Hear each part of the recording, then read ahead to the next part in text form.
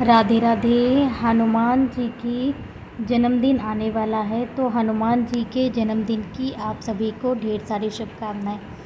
कब है हनुमान जी का जन्म और हनुमान जी की पूजा कैसे करनी है, तो वो भी चलिए जानते हैं हनुमान जी की पूजा कैसे करनी है और हनुमान जन्म उत्सव कब है। जैसे प्रभु श्री राम जी का जन्म दिवस मनाया जाता है, उसी प्रकार से हनुमान जी का भी जन्मदिन दिवस मनाया जाता है।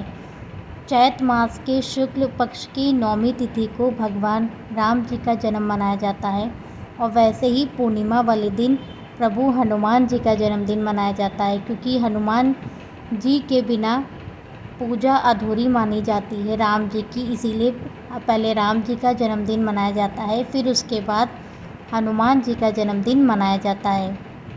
हनुमान जी की पूजा करने से सभी प्रकार के कष्ट का निवारण होता है और हनुमान जी की पूजा करने से जीवन में चल रही सभी बाधाएं, समस्याएं, उन सभी का नाश होता है। तो इसलिए हनुमान जन्म उत्सव पर हनुमान जी की पूजा विशेषकर रूप से करनी चाहिए।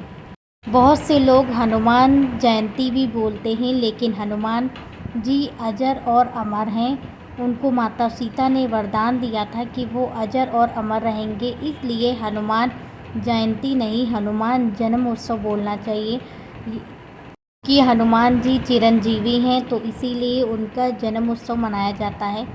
तो चलिए जानते हैं कि पूजा विधि कैसे करनी है, हनुमान जी की पूजा कैसे करनी है।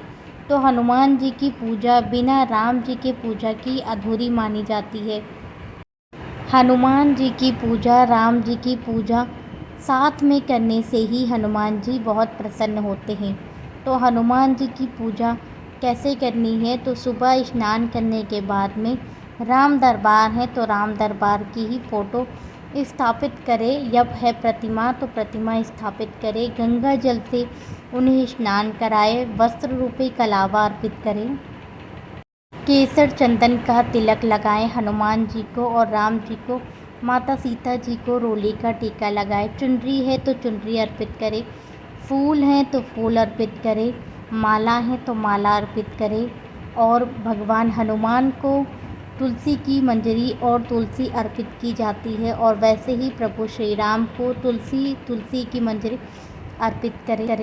हनुमान जी को चोला भी चढ़ाया जाता है, तो सिंदूर में हनुमान जी को चोला चढ़ाया जाता है। तो अगर हो सके तो मंदिर में जाकर हनुमान जी को चोला भी चढ़ा सकते हैं।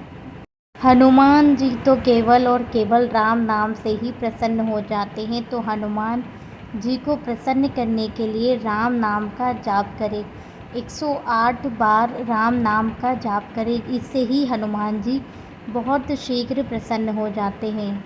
दीपक जलाएं, धूप दीप से हनुमान जी की पूजा करें और हनुमान जी की पूजा में ध्वजा का बहुत विशेष महत्व है। तो अगर हो सके तो एक मंदिर में ध्वजा अवश्य लगवाएं। भोग की बात करते हैं तो हनुमान जी का जो प्रिय भोग होता है वो केले का भोग होता है, बूंदी के लड्डू का भोग होता है, गुड़ और भुने चने का भोग भी हनुमान जी को अर्पित किया जाता है। हनुमान जी को बताशे भी बहुत प्रिय हैं, तो बताशे भी हनुमान जी को अर्पित किए जाते हैं। चूरमे का लड्डू भी हनुमान जी को बहुत प्रिय है, तो वो भी अर्पित कर सकते हैं। बूंदी हनुमान जी को बहुत प्रिय है, तो बूंदी का भी भोग लगा सकते हैं, बूंदी भी अर्पित कर सकते हैं। जो भी हनुमान जी को भोग लगाएं, पंचमेवे का भी भोग हनुमान जी को लगाया जाता है, तो पंचमेवे का भी भोग लगा सकते हैं।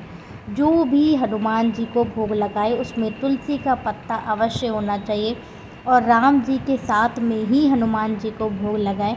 राम जी के साथ में ही हनुमान जी को भोग लगता है, तो पहले राम जी को भोग लगाएं फिर हनुमान जी को भोग लगाएं। तो इस प्रकार से हनुमान जी का जो प्रिय भोग है वो हमने आप सभी को बताया। आरती, फिर हनुमान जी की आरती करें। पहले श्री रामचंद्र जी की आरती करें, फिर उसके बाद हनुमान जी की आरती करें। पूजन आप मंदिर में भी कर सकते हैं और अलग से चौकी लगाकर भी पूजन कर सकते हैं, लेकिन पूजा से पहले सर्वप्रथम गणपति महाराज की पूजा अवश्य करें। आरती हो जाने के बाद सुंदरकांड का पाठ करें। अगर सुंदरकांड पूरा कंठस्थ है तो सुंदरकांड का पाठ करें, नहीं तो उसे सुन भी सकते हैं।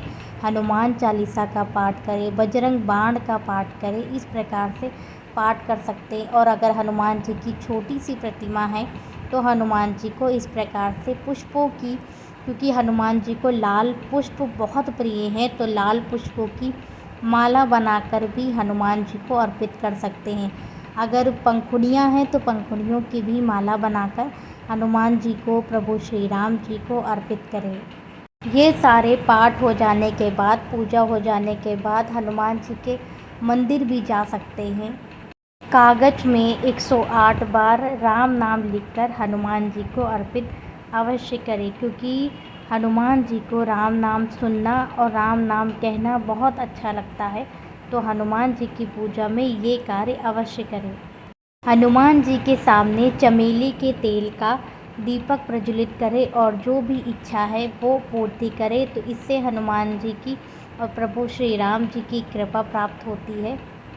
पूर्णिमा तिथि प्राप्त हो रही है सुबह 1 अप्रैल को सुबह 7:06 पर, और पूर्णिमा तिथि समाप्त हो रही है 2 अप्रैल को सुबह 7:40 पर पूर्णिमा तिथि समाप्त हो रही है। तो उदया तिथि के अनुसार जो हनुमान जी का जन्म उत्सव मनाया जाएगा वो मनाया जाएगा 2 अप्रैल को। तो 2 अप्रैल को सभी भक्त लोग हनुमान जी की पूजा करें और हनुमान जी से आशीर्वाद प्राप्त करें। कमेंट बॉक्स में जय श्री राम जरूर लिखें। राधे राधे।